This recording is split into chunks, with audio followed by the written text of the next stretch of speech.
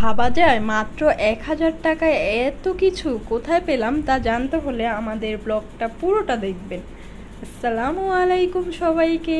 আজকে আমরা চলে যাচ্ছি নিউ মার্কেটের উদ্দেশ্যে। নিউ মার্কেট যাওয়ার আগে আমরা গাড়ির জ্যামের কারণে আগে নেমে পড়ি। তো আগে নেমে পড়া হয়তো আমাদের জন্য ভালো কারণ ছিল, কারণ আমরা যেখানে নামি জায়গাটা ইডেন কলেজের সামনে।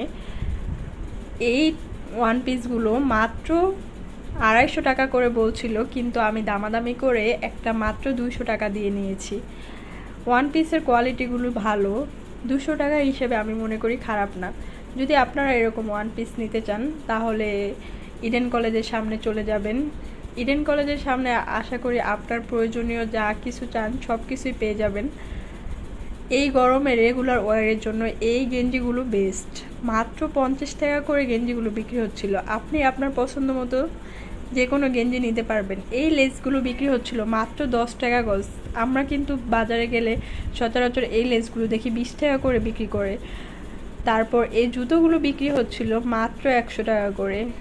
আপনার রেগুলার ওয়ারের জন্য এই জুতোগুলো বেস্ট। আপনি এগুলো কিনতে গেলে মিনিমাম ১৫০ থেকে ২০০ টাকা লাগবে, কিন্তু এখানে আপনি ১০০ টাকা দিয়েই এই সুন্দর জুতোগুলো কিনতে পারবেন। আমার ছেলে আইসক্রিম খাওয়ার জন্য আমাকে পাগল করে ফেলছিল। এই স্কার্টগুলো দেখতে পাচ্ছেন, এগুলো মাত্র ১৫০ টাকা করে। এই লালটা আমার ননদ পছন্দ করেনি, তো এই ব্লুটা সে নিয়েছে। তারপর আমরা ভাবলাম এই রোদে হাঁটাহাঁটি করে ক্লান্ত, আইস ললি খেয়ে নিই। আমার ছেলে তো আইস ললি দেখে চাচ্ছিল। তারপর আমরা দুইজনে দুইটা আইস ললি কিনে নিলাম। আমারটা আমার ছেলেকে দিতে হলো, ওর কুলফি খাওয়া শেষ, আমার আইস ললিটা নিয়ে নিল। তারপর আমরা ভিতরে গিয়ে একটু ঠান্ডা হই। তারপর একটা পর্দার দোকানে চলে যাই। পর্দা কিনে আমরা নিউ মার্কেটের ভিতরে ঘুরছিলাম। তারপর ক্ষুধা লেগে যায়, ভাবলাম কিছু খেয়ে নিই।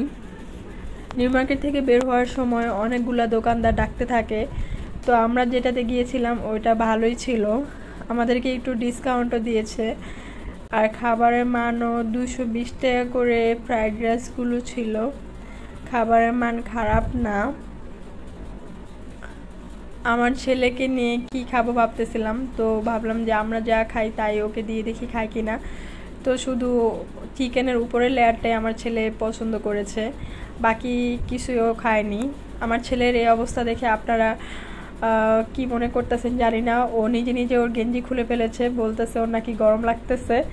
তো খাওয়া দাওয়া শেষ করে আমরা এখন বাসায় চলে যাচ্ছি। আমার ব্লগটা আপনাদের কেমন লাগলো অবশ্যই কমেন্টে জানাবেন, আর পাশে থাকবেন। আসসালামু আলাইকুম।